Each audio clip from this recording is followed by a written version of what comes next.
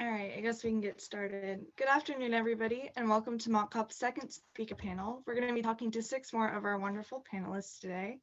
My name is Jules, and I live in the US, and I'll be one of your facilitators today. And I'll hand it over to Pauline, who's also going to facilitate. Hello, everybody. Welcome to MOCO Panel 2 discussion. I'm Pauline Owiti. I'm from Kenya. I'll be hosting together with Jules. Thank you.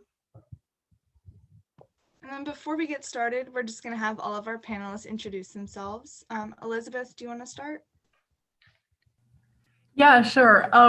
Hello, everybody. I'm Elizabeth Ekstrand. I am from the US, specifically Chapel Hill, North Carolina, and I'm a 17-year-old student. I've been involved with various sustainability efforts, but this marks my first time that I'm getting involved with something international. So I want to thank the Mock COP staff and all of my fellow participants for making this happen. We're so excited to have you here. Aishwarya, do you want to introduce yourself next? Sure. Hello, my name is Aishwarya. I am a 15-year-old climate activist. I live in Canada, specifically Oakville, Ontario. And yeah, I am involved in quite a few organizations, international and both local, and I'm so grateful to be here.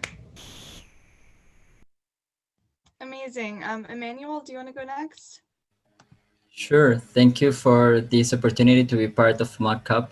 We are really excited. I said we because right now I'm representing a group of more than 20 young people, and I am the coordinator of a project that is called Youth for Green Growth, that is part of Rally International. I am from Costa Rica. I am a project and strategic communication. Always my projects have been related with sustainable development and human rights. So I'm really excited to talk a little bit more about Y4GG and what we are doing in Costa Rica. Awesome. We're so excited to have you and your whole group join us today. Benjamin, do you want to go next? Sure. Can you hear me? Okay, Yeah. great.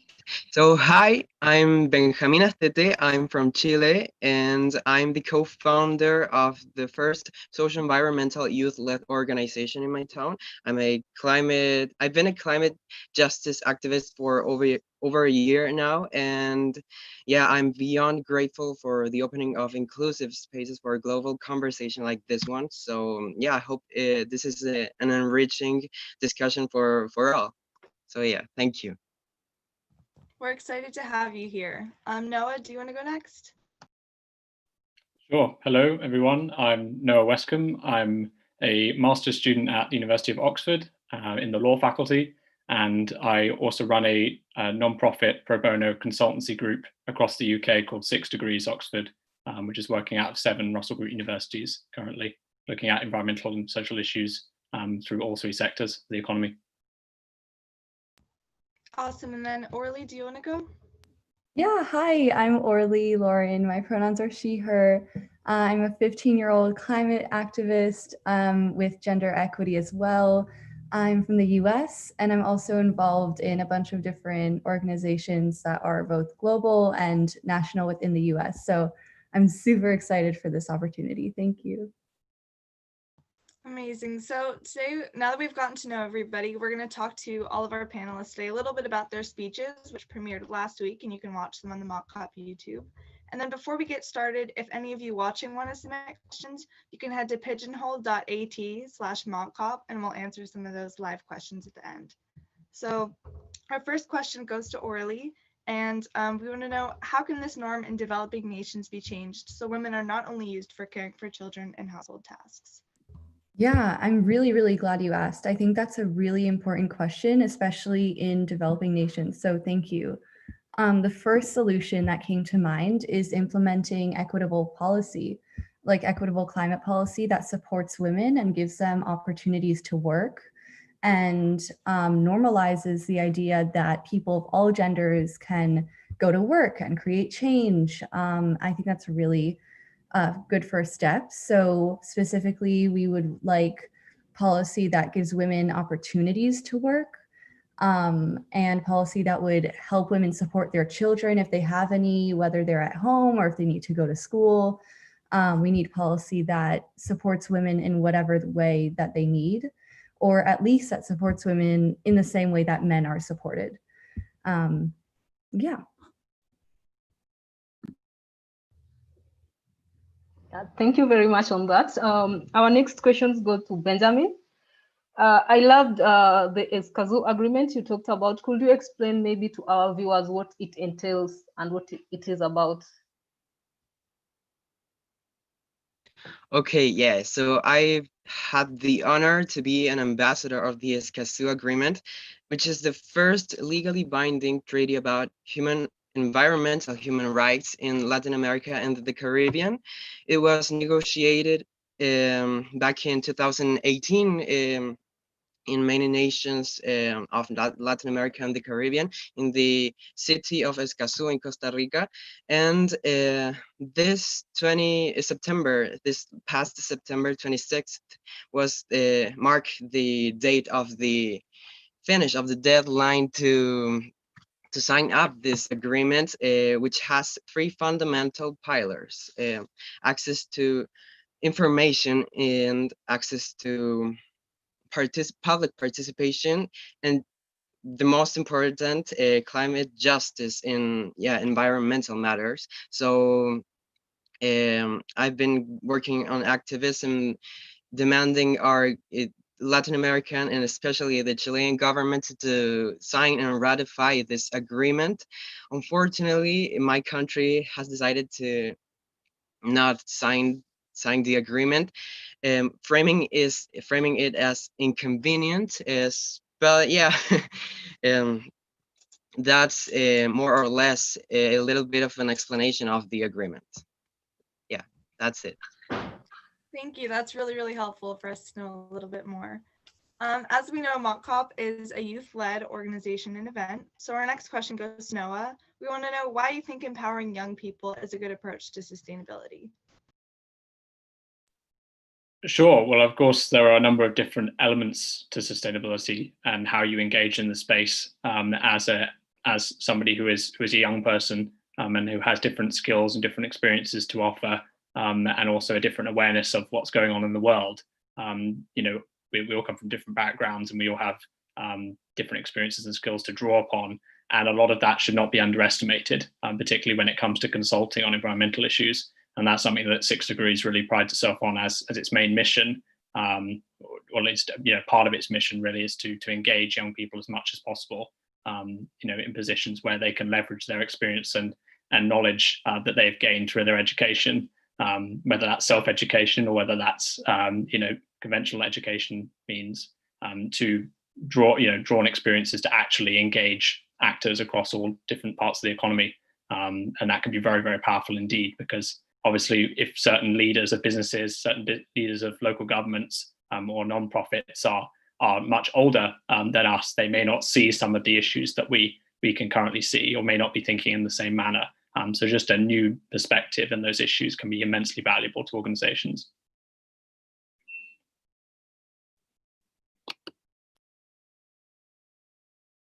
Thank you for that. I think Pauline has the next question.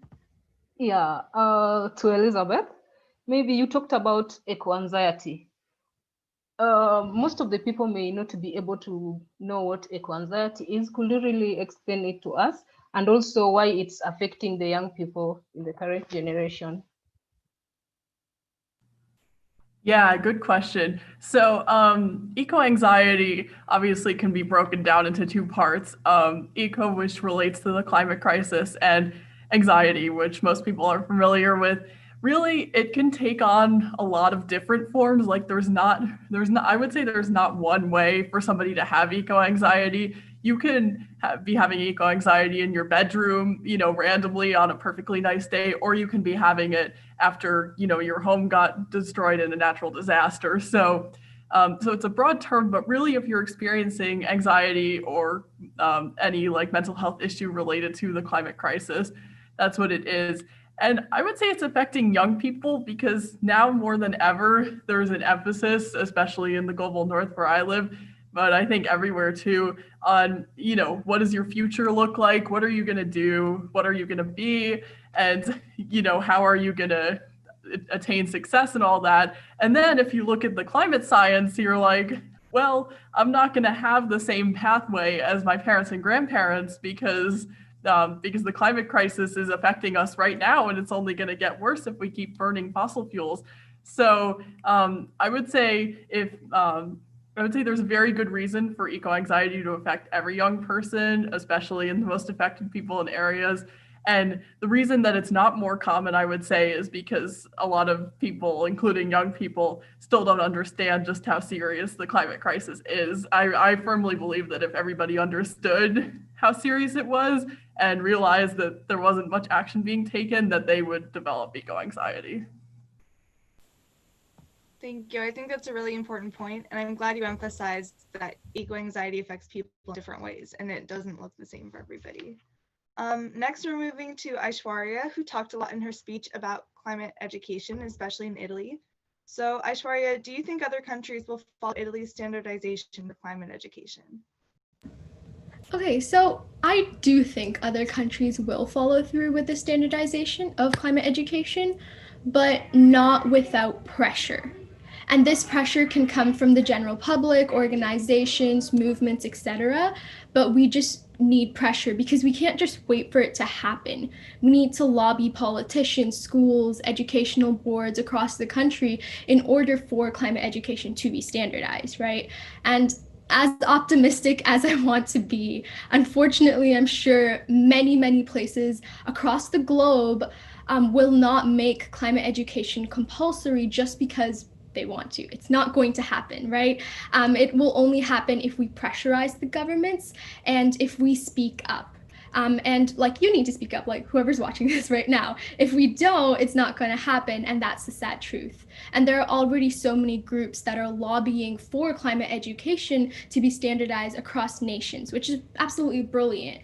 But without this pressure, without this lobbying, it's not going to happen. But I do have hope that it will. And again, all of this does come down to politics, because if you have progressive ministers, if you have progressive governments or cabinet members, when it comes to the climate crisis, there is a higher chance that climate education will be made compulsory in your country, right? So that's why when you're electing people, it's really important you keep in mind their views on the climate crisis, because all of this depends on them. But then again, we can't just leave it to the elected officials to do the job, because as I said before, climate education will not be standardized without public pressure. So we need to keep lobbying, we need to write to elected officials, call them, whatever it'll take to make it happen, because we have the resources. We have legit like climate curriculums made by groups and organizations across the globe. So we have everything ready except the government's willingness to implement it. And so, but I have hope that it will happen, and hopefully it will. It surely will happen. And so most of the youth like really want to take part in climate action, in providing solutions to the current climate breakdown, but they don't have the reach, or they can't really know how to get engaged. So Emmanuel, how do you think young people can drive solution to tackling climate change? I think my answer is going to be a little bit obvious, but at the same time, I believe that is one of the most important actions that we could do. The first thing, I think sometimes we as young people don't believe that we have like the ability to do it. So start from there, like believe in yourself and that you have like everything, not only the attitude, but also the ability to start some actions. Every action counts. And another thing that for me is really, really important is to start with your closest circles. For example, your family, your friends, your classmates, your co-workers, your community, because there you're going to find your allies. And when you find your allies, you're going to create like this community, you're going to feel support. And when you feel support, you're going to be stronger to start to find solutions and then to continue with the actions. I also think that local actions always have a bigger impact. So start with local actions is going to be really, really important first to learn and then to continue like with the other steps until you get a bigger project that is going to have like a national or international impact. And another thing that I would like to add is that right now in Raleigh we have like a new strategy that is also related with how young people can start to find solutions, and we relate our new strategy with the theory of change, where young people start like with as a contributor, but at the end our goal is to create like a global movement of young people leading solutions. So as I said, just start like in your closest context when you feel like support, and then continue with the other steps, and I'm sure that you're going to create a huge impact. Thank you. I think that's really important because as young people it can be a little bit intimidating to figure out how we can make change since we're not the ones in office. So I think that's really helpful for people to start in their own circles and then branch out. Our next question actually connects to that a little bit, and it's for Orlee, but after she answers, anybody else is welcome to answer because I think this is something all of you can sort of tell your own story for. So we want to know, what gives you hope? Yeah, the first, one of the topics that I covered was about a woman named Wangari Maathai who founded the Greenbelt movement, which is a community-based project. She inspires me and she gives me hope, and that kind of thing, just seeing women helping women and seeing people just want to help and empower each other really gives me hope. Also seeing people who aren't women want to empower women and to take care of our environment really gives me hope. And seeing people who maybe aren't as affected by the climate crisis, but are still trying to help frontline communities really gives me hope. And yeah, groups like COP26, it's really awesome.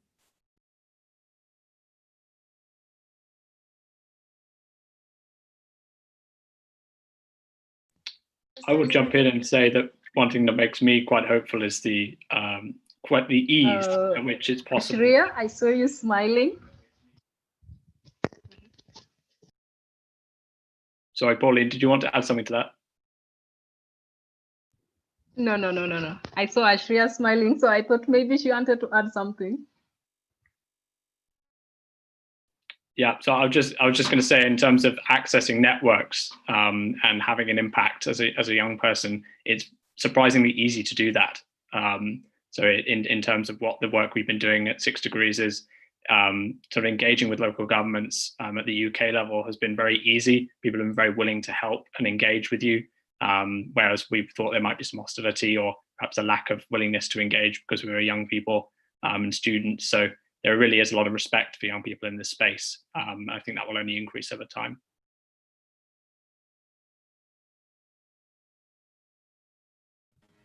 Yeah, thank you. So we'll go straight to our next question. So finding like youth and young people like Benjamin organizing legal action and legal binding treaties is very, very difficult. And we know it's always rare. So Benjamin, how did you organize with other youth activists to make the first legal binding treaty for environmental human rights in Latin American and maybe the Caribbean? How did you go about it? Okay, thank you so much for that question. And actually, I need to make a clarification. I need to clear that up because this legally binding treaty, this agreement, the Escazú agreement, was negotiated and elaborated by nations. Actually, it is an official international agreement, and I participated in the Chilean campaign to demand our government to ratify the agreement. So yeah, I'm gonna talk about a little bit more about my work as an activist. And I actually was invited to join that campaign, and it was an honor to learn from different so professional activists that dedicate their entire life to the work of activism and even the art of activism. And I just want to know I just want to give some glimpse on that. I think it's very important to be passionate about what you do. Um, and the activists I've surrounded myself with have been definitely conveying that passion in everything they do. So yeah, with that clarification about the nature of the agreement, if you have another question about it, I can happily respond to that. Thank you for that. I really like that you talked about activism as an art and making sure that people are passionate about it, because it's definitely super important. Coming Okay. back to Noah. Oh, do you want to add something? Going back to Noah, one of the themes of Mock COP is climate education. Why do you think climate education in particular is important? Yeah, so obviously climate change education, again, comes in many different forms, and there are different ways of attacking sustainability issues that we face, particularly in the capitalist economy with which we currently are positioned in. And lots of organizations have different pressures upon them when it comes to trying to quantify ecological capital, figure out how that relates to their business models, trying to drive for change in quite a radical way that businesses and local governments, et cetera, have never done before. So engaging in that and having the background through maybe climate finance approaches, through human rights approaches, to legal and political knowledge and know-how in this space is immensely important. So it's not just about sort of greenwashing the space, but rather actually having a deep understanding of how this relates to sustainable development and how we can foster change as fast as possible. So all of that relates to a very, very heavy and rich knowledge bank, which should be behind every activist. Yeah, that is lovely. So back to Elizabeth. Most of our viewers are interested in knowing why you think that climate change affects the health, mental health of people. Yeah, another great question. So, well, first of all, it's been proven that even for people who don't necessarily know a lot about or believe in climate change, it still affects their mental health because it's actually been proven that suicides and incidences of depression go up when it's hotter. So obviously, since climate change is global warming, it's really going to affect those people, especially those living in especially hot climates. Not to mention that if you are affected by a natural disaster, especially in terms of your livelihood, and like your family and all that, that is also going to affect your mental health. So even for people who are not like directly climate activists or anything like that, their mental health is still affected by the climate crisis. In terms of those of us who know about the climate crisis, I would say it really affects our mental health because, again, there's so much of a conception about, what are you going to do? What's the future of the world? How are we going to, how are you going to succeed and all that? And when you look at climate change, you're like, my future that seems unimportant, or either that, or it's not really going to turn out the way that everybody thinks it is because of what's happening. So as a whole, it can, just like with eco anxiety, it can be a mixture of direct and indirect effects, and dread versus actual traumatic incidents. Thank you. I like that you talked about, again, how it looks different for everybody, and that's something we need to be looking out for in each other as well. Coming back to Aishwarya, why do you think Italy was the first out of the gate for climate education? Okay, before I start, I'm going to preface this by saying I'm not Italian. I'm not from Italy, so I'm not aware of its, political issues or whatever's going on. And but from my research and what I've researched about, I figured that Italy's education minister, I don't remember his name, but Italy's education minister, he actually deemed that climate education was necessary. And I'm quoting him right now, but he said, "I want to make the Italian education system the first education system that puts the environment and society at the core of everything we learn in school." And a person who says that, right? I'm guessing he's very progressive according to that statement itself. But I think it's a lot with politics again, just because he is the educational minister, and he was the one, and many people from my research, many people were against doing this, making climate education compulsory.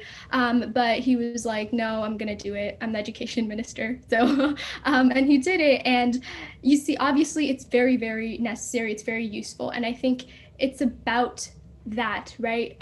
Like if everywhere across the world you have progressive leaders, you have people who are willing to put that first step forward, to take action, to take climate education, to make it necessary, to make it compulsory, to make it standardized. I think that's where it really comes through, and I think that's why Italy was the first out of the gate. Oh yes, thank you for that. Emmanuel, you talked about Youth for Green Growth. Could you really explain to us what it's all about? Yes, for sure. We call it Y4GG. It's a global growth movement that is working right now to find and to take action, because tomorrow is too late. So we are in 7 countries and Costa Rica is part of it. And here in Costa Rica, our Y4GG project is focused on promote positive environmental actions with the purpose of young people to incorporate sustainable lifestyles. So we have like 2 big actions. The first one is related with an environmental education program. As we are saying before, education is really, really important to create like better solutions. And then we also want to make a social media campaign, and all the project here in Costa Rica is going to be called Greentalist.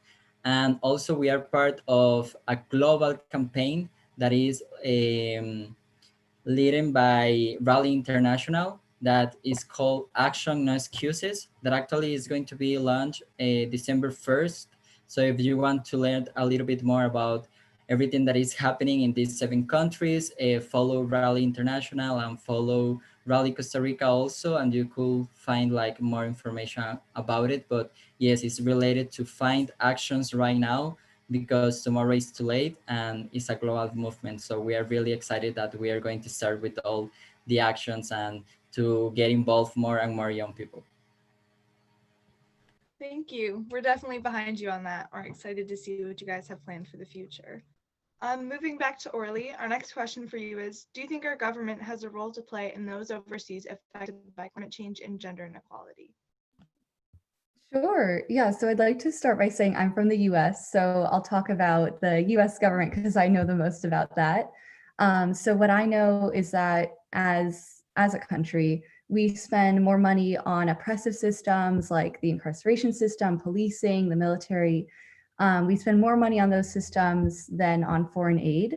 So even if funding for foreign aid is an issue, I think we should defund oppressive systems and take that money and put it towards other causes. So that's sort of if funding is an issue. And then when we think about where we're sending our money and how it's being received, I think it's really important to consider how much aid we're sending and who's receiving it. So if governments send aid to developing countries, they must ensure that the money doesn't just go to the leaders who might be corrupt.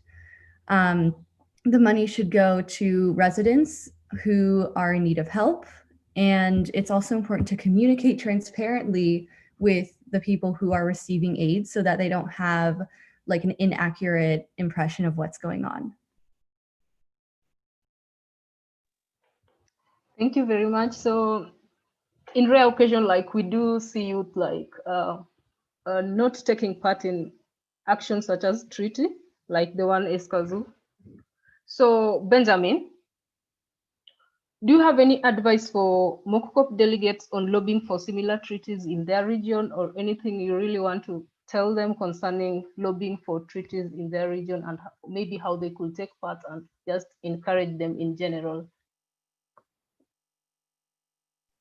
Yeah, sure. As I was talking about it later, a few minutes ago, passion is very important when you're doing something. the first step you need to make sure you comply with is be passionate about it. You believe it. You are contributing to saving this world. Not only this world, but human lives that maybe persons you don't know, but that are suffering the consequences of climate crisis right now, because climate crisis is a human rights crisis. So be passionate about it. Take the initiative. And well, as delegates work locally, my second advice is to know very well the situation in your country. Do your research, and when you're doing something like activism or developing a high level statement, know very well which sector of the society are you pointing to, are you targeting to. It could be your president, the minister of environment in your country, or it could be citizens, and yes, or maybe educators, etc. So know very well who are you targeting your message to. Yeah, I think that is very important. And that's it for now. Thank you. That's super, super important. And I'm really glad that you said that the climate crisis is also a human rights crisis, because I think that's something that some people leave behind, especially in the media. So that's really, really important. For Noah, you work with future leaders all the time. What do you think they would, You work with future leaders all the time. What do you think they would like to tell leaders and decision makers? I think they'd like to tell them in the sense that it's entirely possible to structure their organization differently and to change the narrative by which they operate. All that is required is that certain people stand up in positions of authority. So in a particular business, if you've got members of the board of directors who are, or a board of shareholders who are saying, we don't want to take the company in this particular direction, or we don't want to invest in this way, then that is what's going to happen. And unfortunately, that stops a lot of change from occurring. But if they do decide, we are going to make a big change, and we're going to really start to affect the system which we've benefited from for so long in a positive way, and coalesce with other partners to make that happen across the economy and across government, then that is what needs to happen. And obviously, people who are going into these jobs in the future will know this. But right now, we have people in these positions who perhaps are less aware of this, or are not aware of the sheer responsibility that they hold to make these things happen. So it really is about communicating that message to those people and saying, this is what leadership looks like in the 21st century. This is what climate leadership looks like, and it is no different from normal leadership. Thank you very much for that. So I'll go back to Elizabeth. Elizabeth, what do you think are the solutions to support mental well-being in regards to climate crisis or climate breakdown, especially those who are really vulnerable to climate breakdown? Yeah, so I think this is a multiple part answer, but I'll focus most on individuals. First off, if you're in government, the best thing you can do to promote mental well-being is not to make infographics about it. It's to act on the climate crisis. Like, that should be pretty obvious, but don't talk about young people's mental health in your speeches. Like, make a speech about how we need to transition off fossil fuels right now. That is my message to people in government. To mental health associations, professional ones, I would say you need to focus more on eco-anxiety and how it's really a unique subset of mental health issues, because in a lot of the cases that I've had a mental health issue, the answer has been, this too will pass. It's going to be okay eventually. This won't matter so much, like a test score. This won't matter so much in 20 years. Well, with the climate crisis, that does not apply. And so therapists need to move beyond the usual solutions of, take a bubble bath and realize this isn't going to impact you in 20 years, because what, it kind of is. So really just do more research and focus more on eco-anxiety. For individuals, I would say one thing that I learned is if you ask somebody who's not that familiar with climate for support on climate, sometimes they go, oh, like, why are you so freaked out? Yeah, it's bad, but it's not that bad, something like that.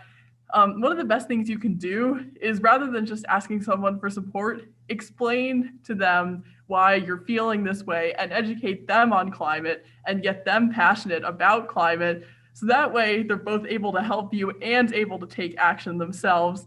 The other thing I will say is individual action is not the solution to the crisis, but I found it's kind of helpful, because if you're, I'll use an example that I used in my speech, a climate scientist, Peter Kalmus, he was flying like 8 times a year back in 2010, and he realized he was flying and emitting greenhouse gases and talking about climate, which was so which was like really contradictory. So he ended up adopting a lifestyle that allowed people to go on 1/10 of the, he adopted a lifestyle in which he would emit 1/10 of the usual fossil fuel of the average American. So I think we should emphasize that we should not listen to corporations messaging about, oh, individual action will solve it, we don't need to do anything. Individual action is just a way to align our action with our lifestyles. And lastly, I would say for those most impacted by the crisis, I would say they have the least responsibility to fix the problem, but unfortunately they're the most affected. So, being from the global north, I can't comment as to their lifestyles, which are really diverse anyway, but I would say best thing you can do is support each other, lobby your governments, as everybody here is doing, and really hold people accountable. Realize it's not your fault that you're going through this mentally. It's the responsibility of someone else, and who needs to be held accountable. Thank you. Really huge snaps to everything you just said. I think that was sort of really, really important points. Coming back to Aishwarya, what do you think will make countries take that first step to standardizing climate education? Oh, okay. I feel like I mentioned this in my earlier answer, but I'll repeat it again. Pressure. I think for countries to just standardize climate education, it is about pressure, right? We pressure the government, we pressure our school systems, we pressure our schools, then only will they take that step forward, because we have everything. We have, like, for example, I'm just going to use like my city as an example. Our student senate, which is basically these people that kind of take care of the entire school board, right? But they're students who represent our school board.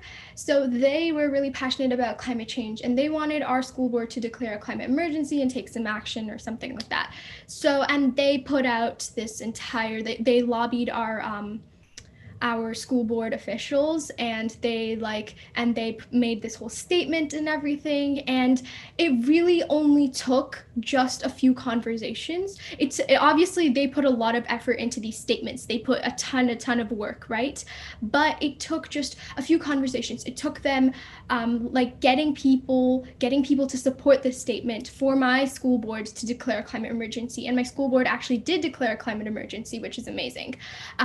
And so these are the type of things that, in order for even like governments to standardize it nationally, right? It's a ton of support, it's a ton of pressure on the government that we need to put in order for them to know that we're not going to back down until they actually standardize it, right? Because a lot of the times, I've had teachers who were passionate about the environment, and they want to teach us about climate change, and they want to teach us about the environment. But if it's not implemented in their curriculum, how will they find the time to actually teach about it, right? Because they really want to. But if they have some resources, they search up on internet, they got some good resources, but they don't have the time because, first of all, A, they need to finish the syllabus that the educational system of that country is putting out, right? And B, they need to make sure that they're not upsetting anyone by climate change's controversial views, it's crazy that the fact that climate change is real is a political statement still, it's something that people don't believe in, but it's true. There are people out there who don't. So like it's really, really hard for someone, you can't really blame it on teachers either, because it's really hard for them to do it if a country doesn't standardize it. So it's really important that all of us like speak up and make your voices heard, you know. Send emails to your educational minister, send emails to your educational system, send emails to your school boards. It really, really works. My school board is a perfect example of that. Obviously, I can't say that for every country, it's really different, but it does work. So yeah, it's just a lot of, again, the word is pressure here, pressure on the government, pressure on the school boards, pressure on the ministers, yeah. Thank you very much. And the question you have answered is more connected to the next one. I'm going to ask Emmanuel. So like Emmanuel will just have to add a little bit of points, because we've seen recently youth taking action in cities. I'm glad youth are taking action in your campus, which is like a very positive thing. So Emmanuel, why do you think young people are fundamental in tackling like climate crisis in general?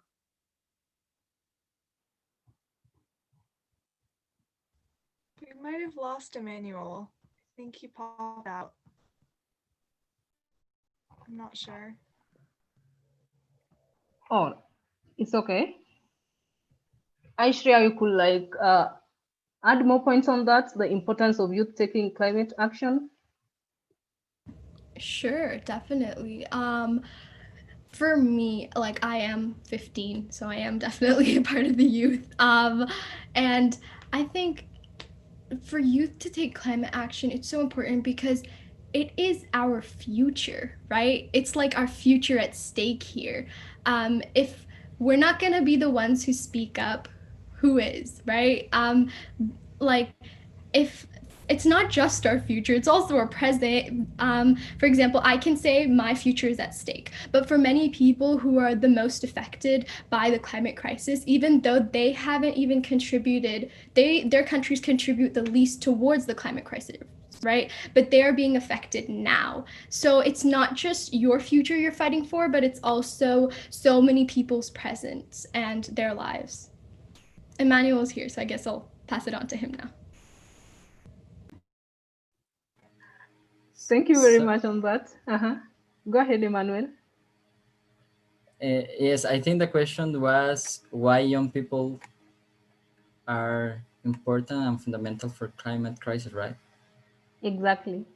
Perfect. And I think adding a little bit more is I'm gonna give like some numbers. Is that in the world we are around 7.5 million people, but the half of that is under 30. So right now we are the biggest youth generation ever.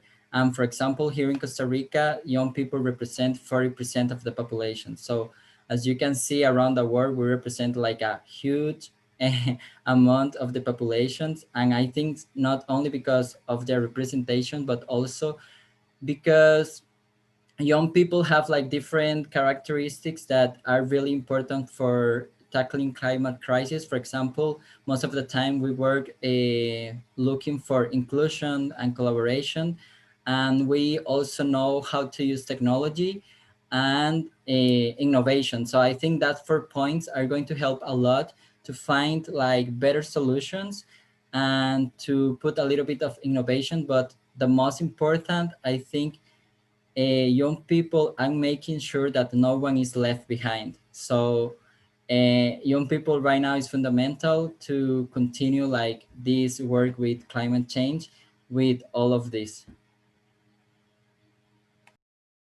Thank you. We do have a couple more questions for each of you, but I'm going to throw in a question from our pigeonhole because I think it's something all of you can answer. Like, I think all of you have points from your own speeches and opinions that could answer this question really well. So whoever wants to unmute first, you can go ahead. What does a best practice syllabus for climate education contain?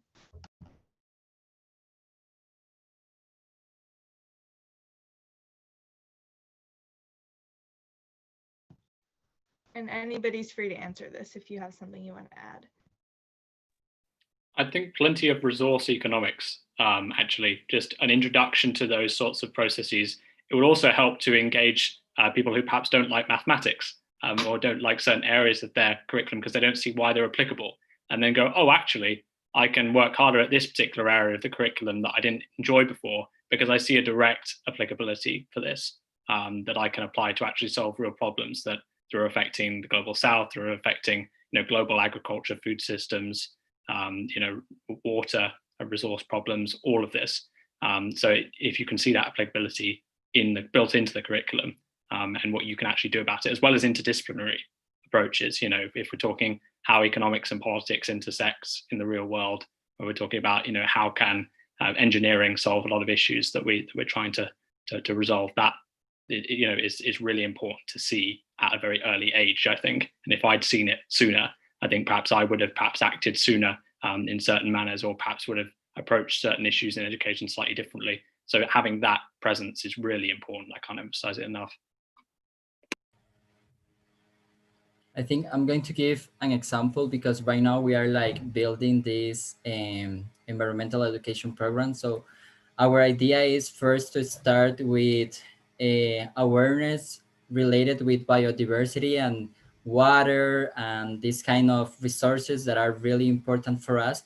So first to have a little bit of context of why is important what we are going to learn.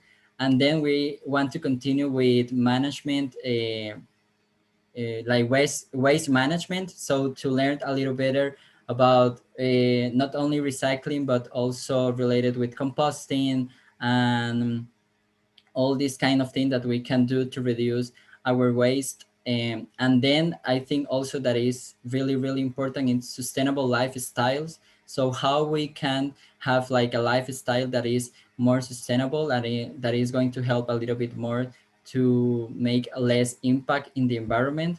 So that kind of things, it's going to be helpful for the new generation to continue fighting. I'm gonna add on something there. I think something that's really important that should be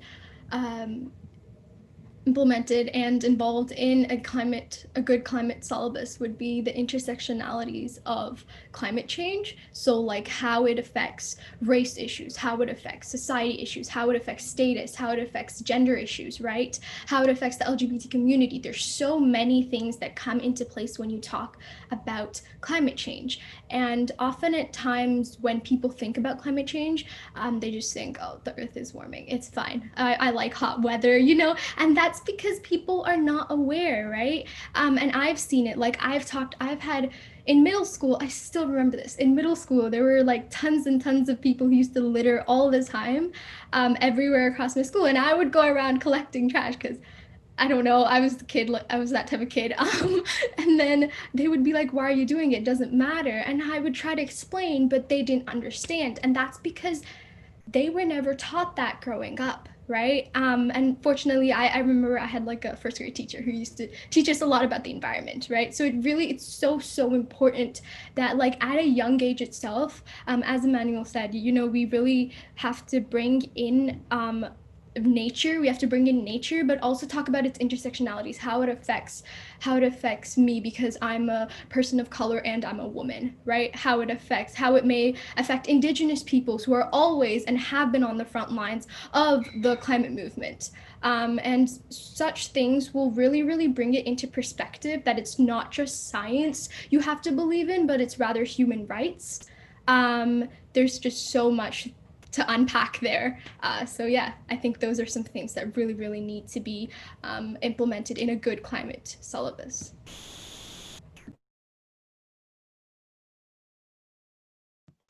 Does anyone else have anything they'd like to add? I'll just add something quick to back to what Noah was talking about. Although I agree with everybody else's comments, I think those are marvelous. One thing that I noticed is that a lot of people see the climate science and environmental sciences, oh, that's for STEM people, people who want to be engineers and stuff like that, and people who like math. I don't like math.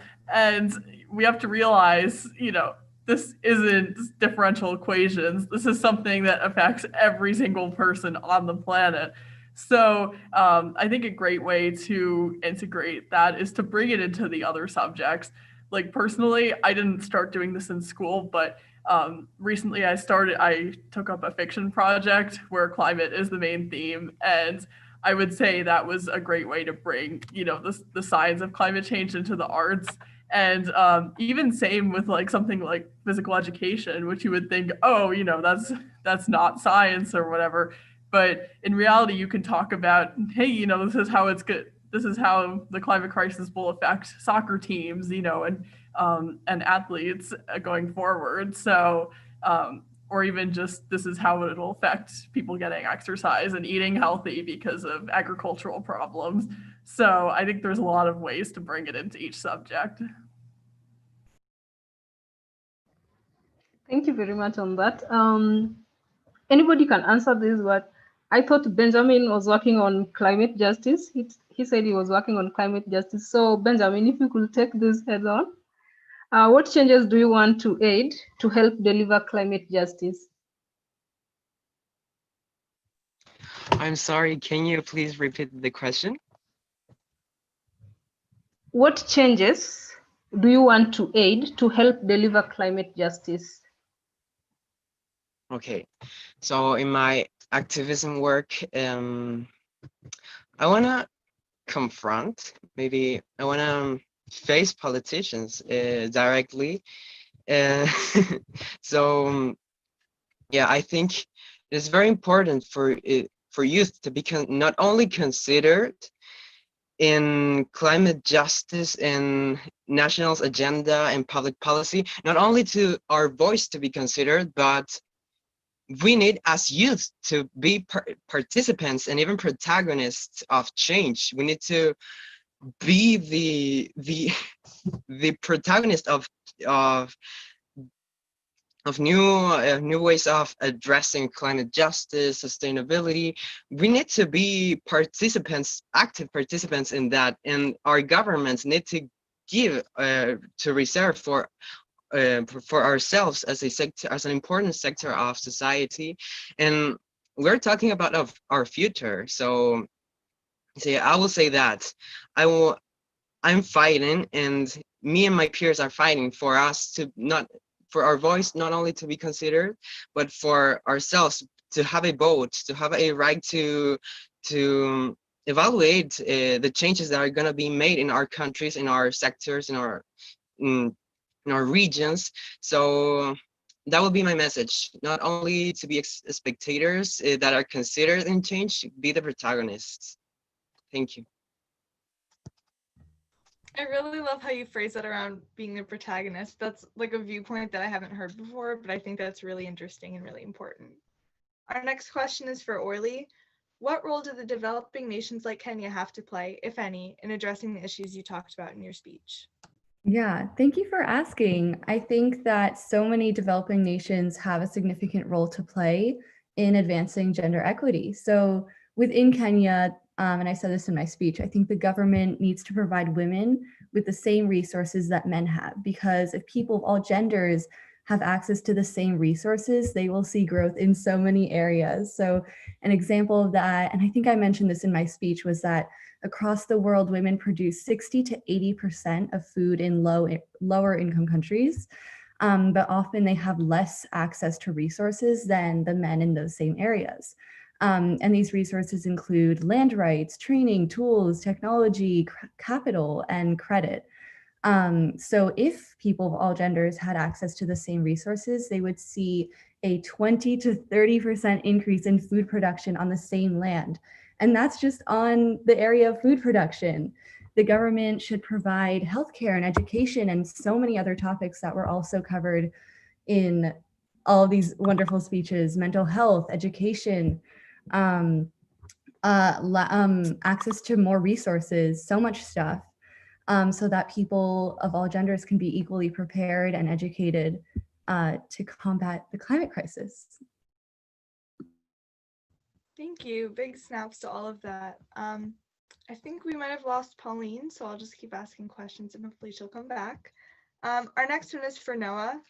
How will green jobs support our transition to a just and sustainable world? And how can we ensure that green job creation is a priority that our governments will use across the world? Sure. Well, I think the answer probably is to make sure that we have enough capital flowing into the right areas of the economy to generate those kinds of jobs in the first place. If we have capital, continuing to flow in the wrong direction or towards industries that are no longer sustainable, then we will not have new job creation in things like renewable energy sectors, which are projected to be the most dominant sectors, in the next 20 years anyway.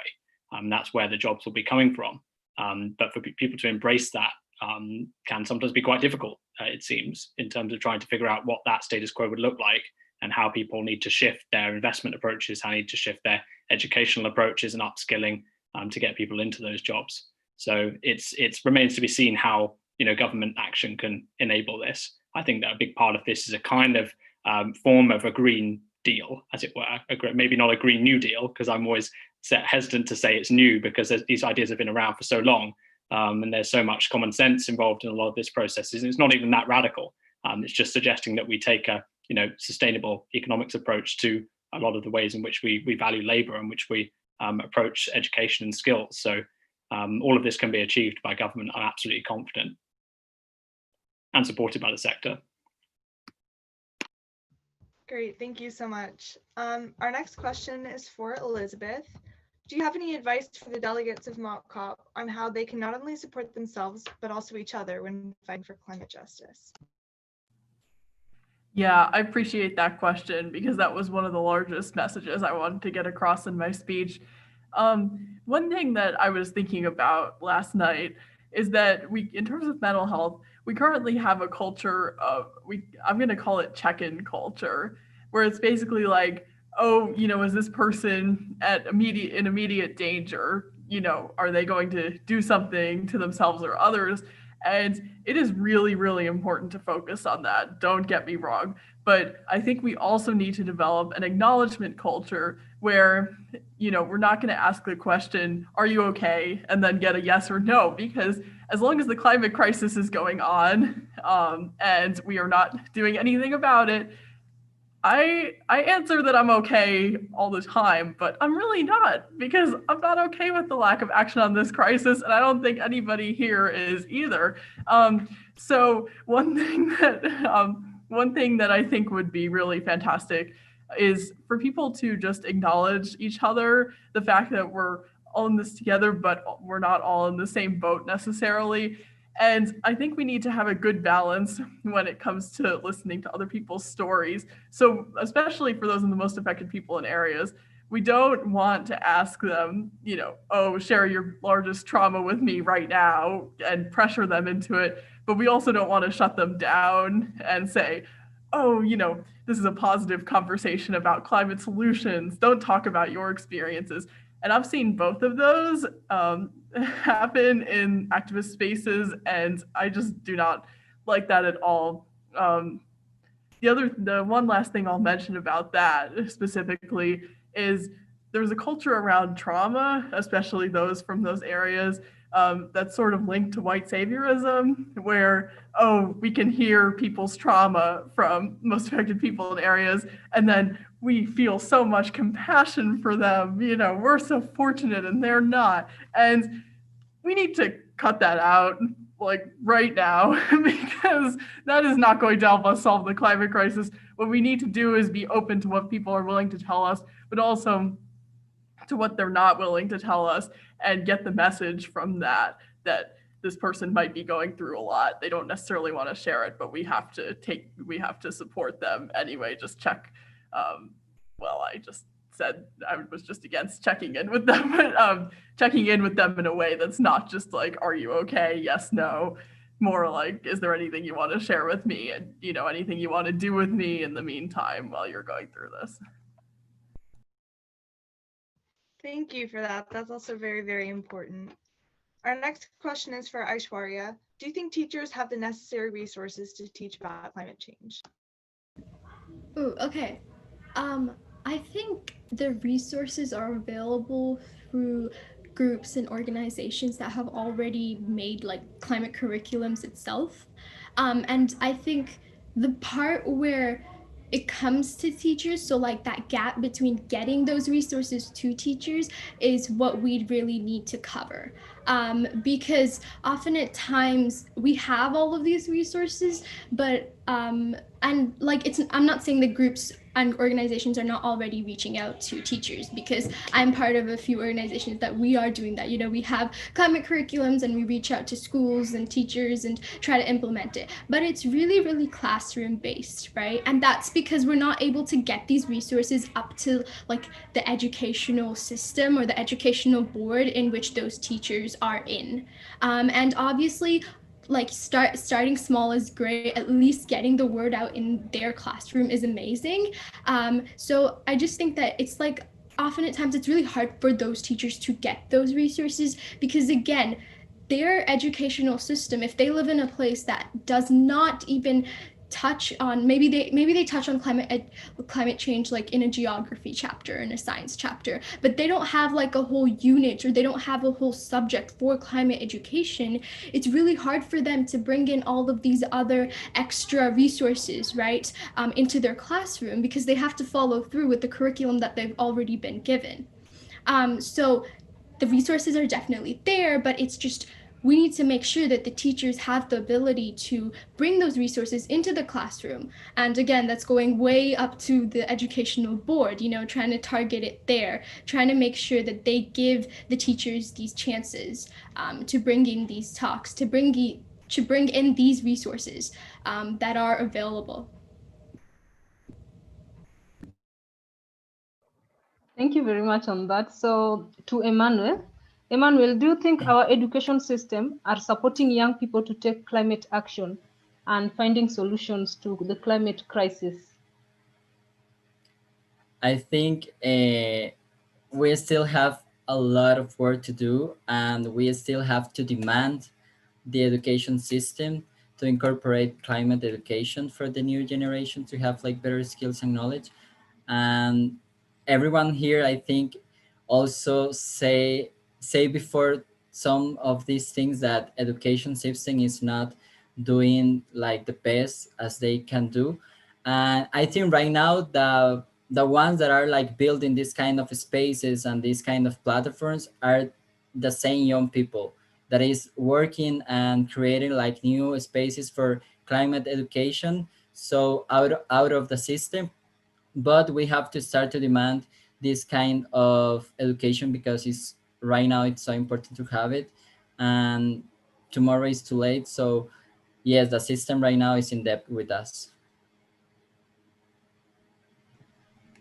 Thank you. I love that you keep emphasizing that tomorrow is too late. That's a very important point.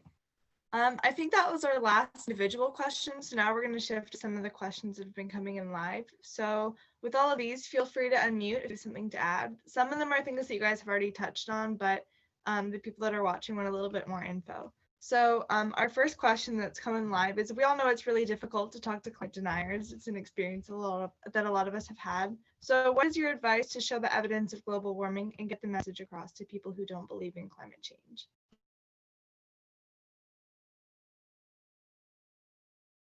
I can cover this one, or sorry. Okay, so I work for, or not work, I'm a fellow for Our Climate, which is a national organization that advocates for equitable climate policy that's also science-based. So one experience that I had with this was this spring. I was talking to one of my legislators, and I had a group of people, and we were like, hey, we really would appreciate it if you could sign this petition, or if you could pass this bill. And we were talking about bills that would hold polluters accountable and raise the carbon price. So we were really passionate about that. And at that time, they were really concerned about COVID, which is totally valid. But what they said was like, we can't take any of your requests because we're focused on COVID.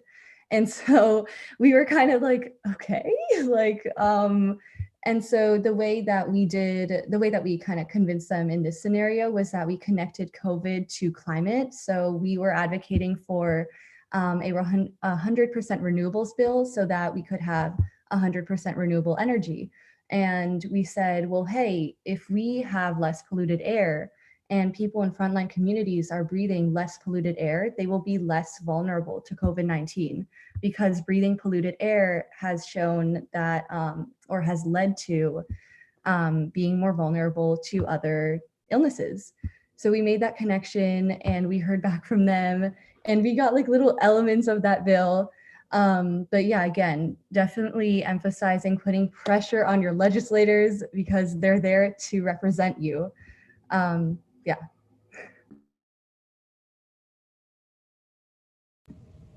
I think I'll just go ahead. Okay. So for me, I interviewed this person who is the founder of our Climate Cafe on a podcast with FFF Digital, where I volunteer at. And she brought up a really, really interesting point about climate deniers that I think the world should know about. So basically, she talked about how, you know how there's like 5 stages of grief, right? And one of the first stages is denial. So climate deniers are already on the first stage of grief, of climate grief, because they are denying it.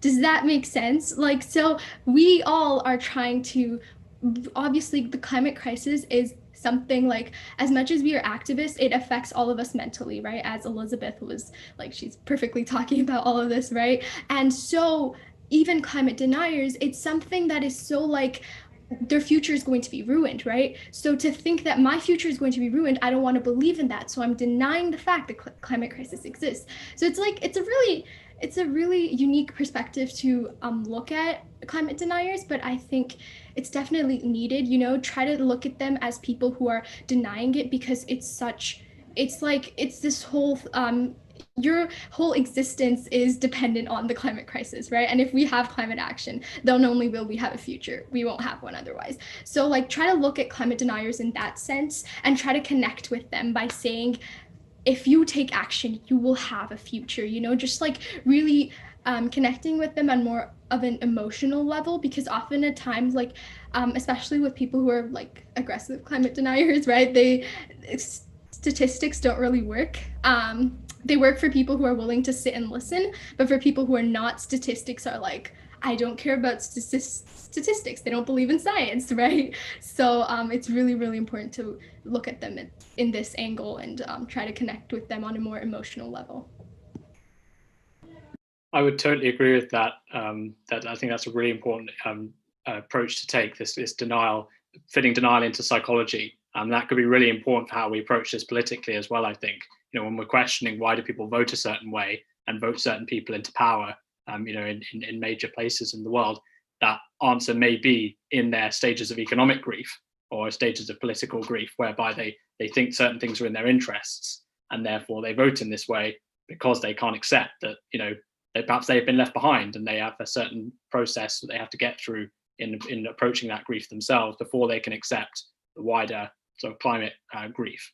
So that approach could be really useful. But I think also getting people up to the same level of education and providing those educational opportunities would prevent a lot of the issues we see, whereby people are able to, you know, deny statistics and deny the sort of methodological approaches to this in science, because there's only one way in which you get to do that successfully, and that is by not engaging with scientific literature at all, or the reviews of it, and just you know, being consolidatory in your approach to education.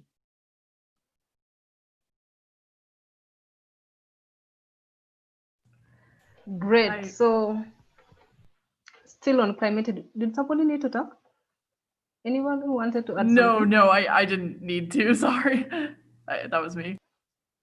All right, so still on climate education, like, do we have like a compulsory age for climate education to start? And also, like, do we have important standards for climate education, or a specific standard for climate education in schools or whichever place we are providing it?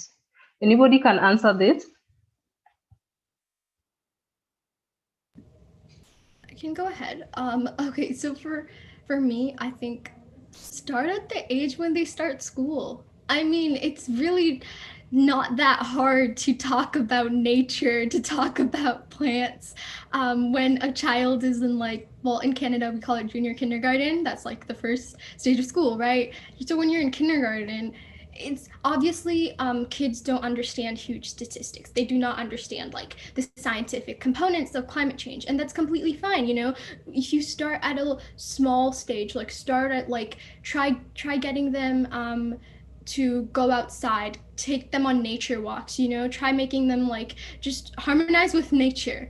It's really, really important that they understand how beautiful nature is and how much of an impact. And then as they go on like first grade, second grade, I think for me it was like second or third grade that I kind of got to know that there's this thing called climate change, but I didn't know the impacts until like 8th grade, which is crazy. But yeah, that's literally, I live in Canada and that's how my climate education went, right? And it's and I'm pretty sure all across the world this is how it is, because we get to know about something but we don't really get to know about its impacts. And you know what, I understand that it can be scary to put like talk about how devastating impacts the climate crisis has on like little kids, but if you approach it in a way that will, I mentioned this in my speech, but I was saying, if you approach this in a way that will ignite the passion to help the environment within them at a young age, instead of just saying, okay, this is what's going to happen. You can tell them, but tell them in a way that will create hope within them, right? So you're really encouraging them to take action. Be like, this is your future. You are going to be a fighter. You need to be a leader for your, like for you and for everyone else, right? And it really, really empowers them at a young age. And it's not that hard to start at a small age. And for me, if I don't know, if when I grow up, if I have kids, I'm definitely going to start when they're like really, really small and young. And to talk about what needs to be there, I think we talked about this before, but yeah, definitely the intersectionalities of climate change. Just like connecting it with each individual, so that way they kind of think about its impacts, and talking about mental health and how it's related to climate change, and also bringing in statistics, but making sure they understand those statistics. Like I recently had a chapter on climate change. I'm in grade 10 now, and I just had a chapter on climate change, my first one, which is crazy, but I did at school. And there's like tons and tons of statistics, and I was thinking, okay, I'm a climate activist, so I understand all of this, right? But how about for people who like climate change is a totally new thing? You're just dumping all of this information, and it's like you're looking at all of this like math all of a sudden, you know? It's like, oh, I don't want to do it. Not that I hate math, but you know, it's like you don't want to do it anymore because it's just information, it's just numbers. And statistics are very important, but it's also really important you frame it in a way that they can understand, that they can, you know, they know how to take action. Because I remember in middle school, all we learned was recycle, compost. Voila, you're great now. You're saving the environment, which is a good start, but it's not what's going to save our planet. Yeah, that's it. Does anybody else have any points on that one? Yeah, I would 100% concur on like how you present it in terms of action. And two things to add. I'll go with this one first. I think in terms of mental health, it's a lot to, you know, put that on somebody. So just like at both of my schools, after election days, we would sometimes have like seminars to get together, and teachers would tell us, you know, if you need anything, like because of this election, just reach out and let me know. And even for little kids, I think that needs to be done with climate. You know, it's not just, oh, you know, you learned about this, now go out to recess. You know, it needs to be acknowledged that kids have feelings too. They're not going to be happy about it. Like so many people assume, you know, kids never get sad. Well, if you've ever met a kid, you know, that's not true. So yeah, really just treating them not like adults, but in that way, yeah, kind of like adults. And second thing is, I want to say I completely agree on presenting it in a way that emphasizes action, because I remember when we learned about it in Earth Science, that was in fall of 2019, and this girl was just like, yeah, we're all gonna die, it's fine. And I was just like, okay, I don't really blame my teacher, because he was a good teacher, but at the same time, clearly the message was communicated in a way that made this person like pretty nihilistic, and like, you know, we're not gonna be able to solve this, so best just enjoy my last days. And it's like, no, absolutely not. Especially because every fraction of a degree counts when it comes to the impact on human lives. So emphasizing action, I think, is vital, and there needs to be, in my opinion, less worry about, oh, are we politicizing this too much? No, you don't need to say get involved with X political party. Just talk about how to take action in a way that benefits everybody. Does anybody else have anything? Just to add on to that, in relation to the nihilism point, I feel it's really important because people just revert to nihilism very easily, it seems, a lot of the time. And to have a basis in perhaps an ethical understanding of environmental science and climate change would make a big difference to people quite early on in their education, which would prevent them from pushing towards nihilism, because that's sort of the default approach and perspective on the world when nothing else seems to work for you. So having people engage in that process will generate optimism, hopefully. Awesome. So if nobody else has anything to add, I think we're going to start wrapping up. So just a couple of updates for the next few days. Tomorrow at 12 p.m. GMT, we have another panel with some policy experts. So if any of our delegates are watching, that'll definitely be helpful for your statements, but also anybody's free to join. There'll be a lot of good stuff in that panel as well. And then this Wednesday, our first high-level statements will be released on our YouTube. So definitely stay tuned with the Mock COP YouTube, social media, stuff like that. And there'll be more updates. So for now, I just want to say thank you to all of our panelists. You guys had some really, really, really important points, and I'm really glad all of you were able to come. For everybody else watching, this will stay on our YouTube. So if you know somebody that missed it or wanted to watch it, anything like that, it'll be up on our YouTube for them to watch in the future. Pauline, do you have anything to add to that?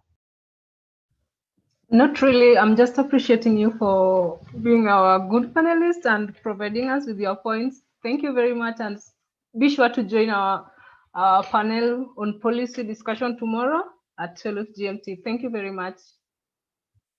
Thanks, everyone.